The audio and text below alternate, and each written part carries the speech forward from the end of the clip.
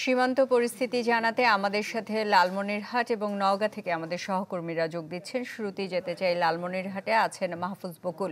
বকুল, সেখানকার পরিস্থিতি জানাবেন।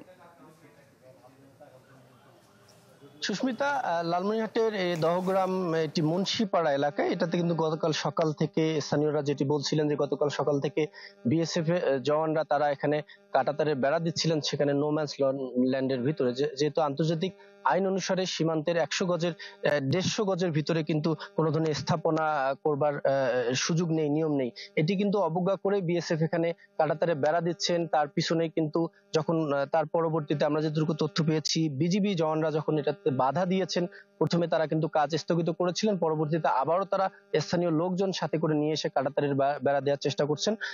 আপনারা নিশ্চয়ই দেখছেন যে এখানে লোহার খুঁটি লাগানো আছে কাঁটাতারের বেড়া, এবং তার পিছনে যখন বিজিবি এটা নিয়ে বারবার প্রতিবাদ করছিল, গতকাল কিন্তু তারা পতাকা বৈঠকের মাধ্যমে প্রতিবাদ জানিয়েছে। আজকে রাতেও কমান্ডার পর্যায়ে তাদের বৈঠক একটি হবার কথা।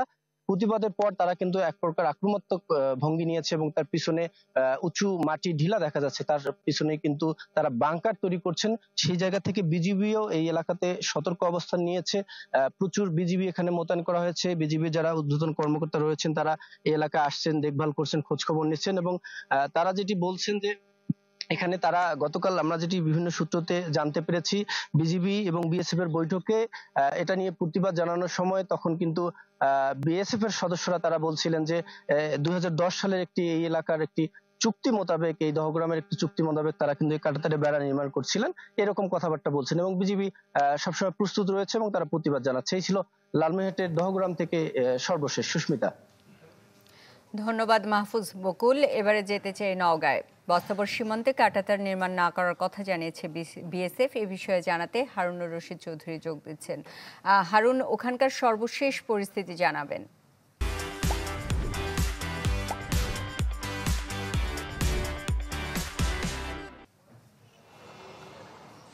জি, আজকে আমরা বলা চলে যে প্রায় সারাদিনই সীমান্ত এলাকায় ঘোরাঘুরি করেছে, এবং নওগাঁর যারা বিজিবি সদস্য আছেন তারা জানিয়েছেন যে এরই মধ্যে কিন্তু গত 8 তারিখে যেই ঘটনাটি ঘটেছিল সেটির বিষয়ে আসলে একটি পতাকা বৈঠক অনুষ্ঠিত হয়েছে। যদিও বা এই পতাকা বৈঠকটি আসলে সকল রীতি ভেঙে মাত্র অল্প সময়ের জন্য 10 মিনিটের জন্য অনুষ্ঠিত হয়েছিল, অর্থাৎ বিএসএফ সদস্যদের পক্ষ থেকে খুব একটা বেশি সময় দেওয়া হয়নি, এবং তারা বলেছেন যে আসলে তারা নতুন করে ওই এলাকায় কোনো কাঁটাতার নির্মাণ করবেন না, এরকম তারা আসলে প্রতিশ্রুতি দিয়েছে বলেই এখানকার যারা বিজিবি সদস্য আছেন তারা জানিয়েছেন।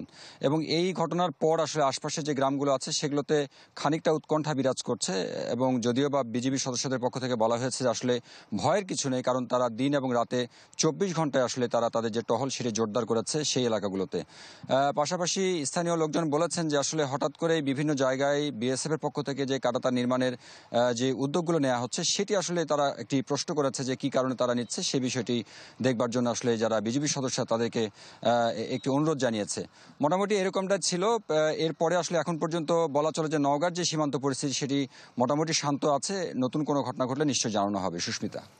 হারুনুর রশিদ চৌধুরী, আপনাকে ধন্যবাদ। এবারে চলে যেতে চাই চাঁপাইনবাবগঞ্জ সীমান্তে। আপনারা জানেন যে গত কয়েকদিন ধরে কাঁটাতারে বেড়া নির্মাণ নিয়ে উত্তেজনা চলছিল সেখানে এখনকার সর্বশেষ পরিস্থিতি জানবো আনোয়ারের কাছ থেকে। আনোয়ার হোসেন, জানাবেন সর্বশেষ কি পরিস্থিতি সেখানে? হ্যাঁ সুস্মিতা, চাঁপাইনবাবগঞ্জ সীমান্তের খবর যদি বলি তো গত সোমবার চাঁপাইনবাবগঞ্জ সীমান্তে বিএসএফ কাঁটাতারের বেড়া নির্মাণকে কেন্দ্র করে যে উত্তেজনা সৃষ্টি হয়েছিল সেটি গত বুধবার, অর্থাৎ 3 দিন ধরে এই উত্তেজনা চলছিল।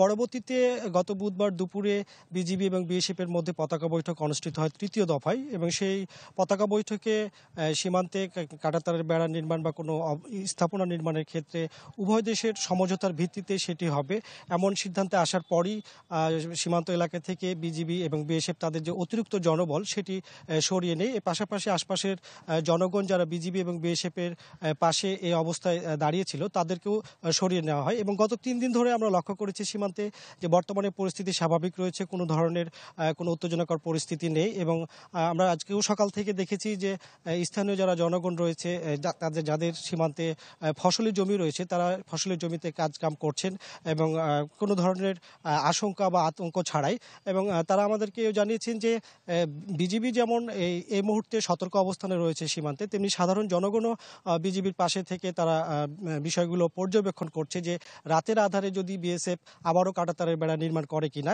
এই বিষয়গুলো তারা পর্যবেক্ষণ করছেন। এবং বিজিবি জানিয়েছেন যে এই ঘটনার পর বর্তমানে সীমান্ত শান্ত রয়েছে, কোনো ধরনের কোনো অপ্রীতিকর ঘটনার খবর এখন পর্যন্ত পাওয়া যায়নি এবং বিজিবির যে স্বাভাবিক টহল কার্যক্রম সেটি চলমান রয়েছে এবং জোরদার করা হয়েছে।